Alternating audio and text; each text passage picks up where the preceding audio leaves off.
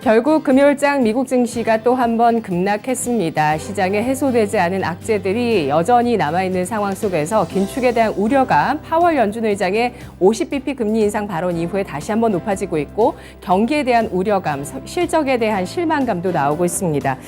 기업 실적이 실망스럽게 나왔다든지 가이던스가 부진한 종목군들 크게 상당한 부담을 받는 모습이었고요.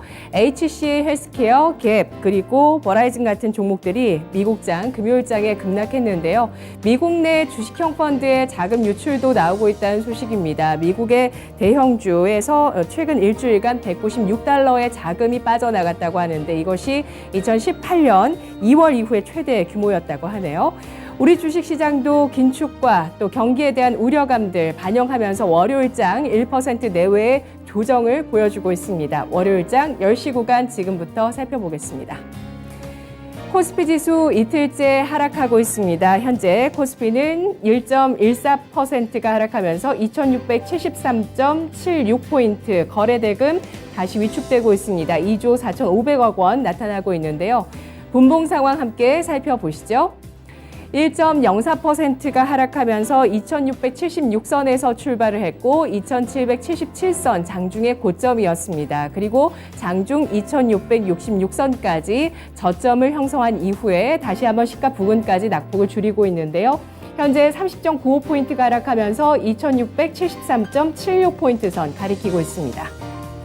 수급 상황 살펴보겠습니다. 외국인 쪽에서 사흘째 매도하고 있고요. 기관 쪽에서 이틀째 순매도하고 있습니다. 외국인 763억 원어치를 기관 쪽에서 928억 원어치를 팔고 있고요. 개인 쪽에서 1688억 원 순매수하면서 이틀 연속의 순매수 가리키고 있는 개인 쪽의 모습인데요. 외국인 기관 쪽에서 현재 철강과 IT, 유통업종에 대해서 동반해서 팔고 있습니다. 매수하고 있는 관심은 다르게 나오고 있는데요. 외국인 쪽에서는 금융과 은행 그리고 급락하는 섬유의복 쪽에 대한 매수를 보여주고 있고 기관 쪽에서는 화학과 음식료, 통신주에 대한 매수 나타나고 있습니다. 업종 동향 살펴보시죠. 지금 유가증권 시장에서 하락이 가장 큰 업종은 섬유의복 쪽인데요. 현재 3% 가까이 하락하고 있습니다. 한세실업 7% 급락세 나타나고 있는 모습이고요. 섬유의복 업종을 앞질러서 의료정밀 쪽의 낙폭이 3.06% 이 시각 현재 나오고 있습니다. 들을 이어서 운수창고, 비금속광물, 운송장비까지 2% 내외의 조정을 나타내고 있는 업종들입니다. 상승하고 있는 업종도 있는데요. 유가증권 시장에서 오르고 있는 쪽 섬유 음식료품 업종 나타나고 있습니다. 2% 가까운 상승세를 기록하고 있고요. 에그플레이션에 대한 우려감, 가격 인상에 대한 기대감으로 반영하는 종목군들이 상승을 주도하고 있습니다. 뒤를 이어서 종이목재가 소폭 강보합권의 흐름 나타내고 있습니다.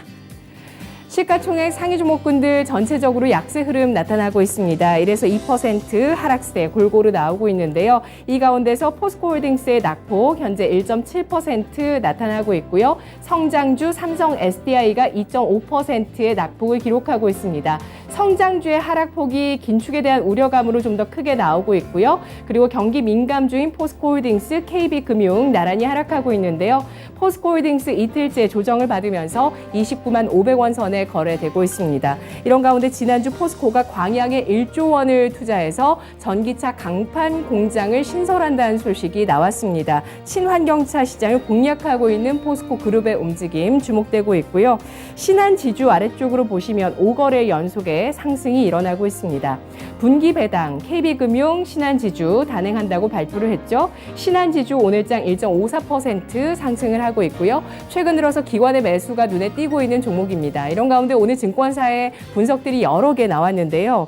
올해 실적 정상화가 기대된다. 추가적인 주가 부진이 제한적일 것이다. 메리츠에서는 조금 신중한 의견을 제시했고요. 적극적인 주준 환원 정책에 대해서 교보증권 주목했습니다. 대폭 강화되고 있는 핵심 이익력 하나금융투자에서 분석을 했고 탑픽으로 안성맞춤이다라고 한국투자증권에서 신한지주에 대해서 분석했습니다. 이어서 유가증권 시장의 첫 번째 특징, 성장주의 신저가 행진입니다. 연준에서 5월 FOMC에서 50bp 금리 인상을 공식화하게 되면서 대형 성장주들의 투자 심리가 다시 한번 위축되고 있는 양상인데요. 이에 따라서 신저가 종목이 속출하고 있습니다. NC소프트가 1%, 크래프톤 1%대 하락하면서 나란히 52주 신저가를 경신하고 있는 대형 게임주의 모습 보실 수 있고요. 여타 게임주들도 오늘장 약세 이어갑니다. 그리고 실적이 부진한 종목 네이버 주목되고 있죠. 어닝쇼크 1분기 발표한 이후에 긴축에 대한 우려감까지 겹치게 되면서 연일 신저가를 경신하고 있는 모습입니다. 인건비 등의 비용 효율화에 올해 집중하겠다는 회사 측의 입장 발표가 있었죠. 29만 1,000원 신저가를 경신한 이후에 현재는 낙폭을 조금 줄이면서 2.17%가 하락한 29만 3,500원 선 거래되고 있습니다. 상장 이후의 최저가 카카오페이인데요. 2.5% 하락하면서 11만 5천 원 선에 거래되고 있고요. 그리고 코스닥 시장에 가보시면 전체적으로 성장주의 신저가 나오고 있습니다. NHN 한국사이버결제 3% 약세 신저가고요. 바이오주가 일제히 또 신저가를 기록하고 있는데요. 셀리드, 올릭스, 매드팩토, 시젠, 메지온 일제히 3%에서 7%까지 하락하면서 신저가 흐름 나타내고 있습니다. 유가증권 시장의 두 번째 특징, 호재에 동반한 대형주, 실적에 대한 전망들, 주가 상승으로 일어나고 있습니다. 다만 일부 종목은 상승 탄력이 제한적입니다. SK바이오사이언스 코로나19 백신 임상 3상에 성공했다는 소식이 나왔습니다. 이에 따라서 국산 1호 백신 출시에 대한 기대감이 나오고 있는데요. 장중 6%까지 탄력을 보였다가 현재는 2.75% 상승하고 있고요. HDC 현대산업개발입니다. 현재 3% 이틀 연속의 상승을 기록하고 있는데요. 광주 학동 철거 건물 붕괴 사고와 관련해서 8개월의 영업정지 처분을 받았지만 과징금 4억 원으로 막았습니다. 영업정지 처분을 피했고요. 또 부실시공 혐의로 한 8개월 영업정지 처분에 대해서는 집행정지 신청으로 일단 당분간 영업정지가 유예 가능한 상황입니다. 이에 따라서 HDC 현대산업개발 안도감으로 주가 4%까지 상승하고 있는 모습이고요. 팜유 관련주로 LX 인터내셔널이 대형주 가운데 주목되고 있습니다. 4% 가까운 상승 기록하고 있는데요. 팜유 가격 강세 수혜주이자 유연탄 가격 강세 수혜주이기도 하고요. 이에 따라 1분기 어닝 서프라이즈 예상된다는 분석 나오고 있습니다. LX 인터내셔널 39,450원 선의 흐름입니다. 실적 발표가 나온 NI스틸이 발표 이후에 9%까지 급등하는데요. 5,900원입니다. 1분기 매출 60% 전년 동기 대비해서 성장을 했고요. 영업이익 역시도 150%가량 급증한 대폭 크게 성장한 실적 발표했습니다. 철강주 주목되고 있고요.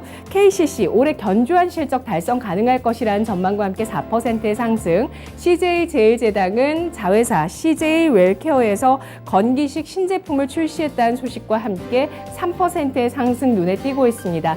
42만 5,500원 선의 흐름인데요.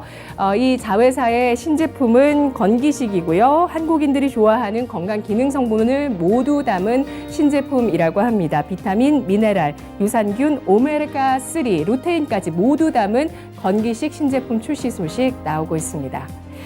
이어서 코스닥 시장 가보겠습니다. 이틀째 코스닥 지수 하락하고 있는데요. 1.63%가 하락하면서 907.76포인트 선, 거래대금은 유가증권 시장보다 더 조조합니다. 2조 원이 되지 않네요. 1조 9,800억 원 나타나고 있습니다.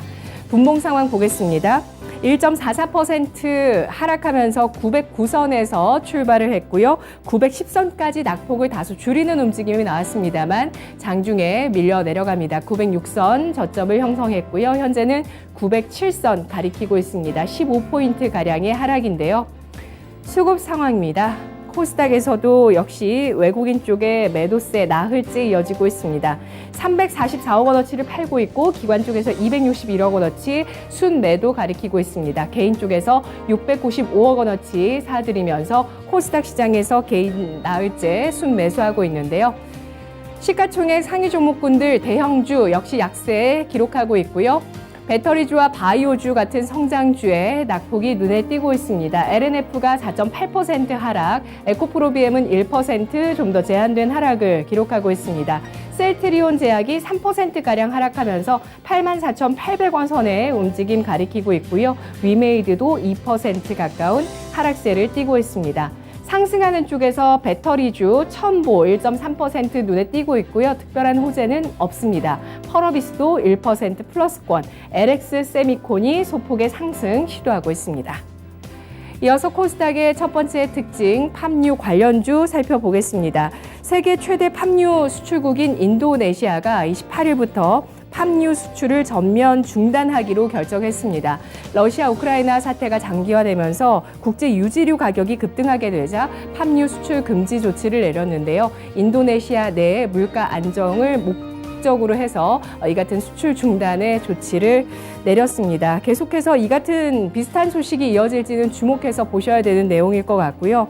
한국에서 수입하는 팜유가 지난해 기준 절반 이상이 인도네시아산입니다. 이에 따라서 이 같은 가치가 부각이 되고 있는데 팜유 사업부가 가치 부각되고 있는 대봉 LS 주가 5% 상승하고 있고요. 팜유뿐만 아니라 디젤 쪽의 가격도 같이 상승한다라는 분석이 나오면서 바이오 디젤 생산하고 있는 JC케미칼이 상한가 들어갔습니다. 팜유 가격이 올라가게 됐을 때 같이 가격을 인상할 수 있는 음식료주들이 오늘장 주목을 받고 있고요. 샘표가 29.5% 현재 상한가 거의 임박해 있는 모습이고요. 샘표 식품이 18%, 사조 대림 25% 급등입니다. 대상홀딩스 그리고 대상그룹의 우선주들 나란히 급등하고 있는데 대상홀딩스 우선주가 상한가 들어갔고요. 서울식품이 8%까지 급등하고 있습니다. 마지막으로 코스닥 시장의 특징 한 가지 더 살펴볼 텐데요. 야놀자의 나스닥 상장 가시화 소식이 나오고 있습니다. 이르면 상분기 말에서 4분기 초에 미국 나스닥에 야놀자가 상장할 것이라는 보도가 나오고 있는데요.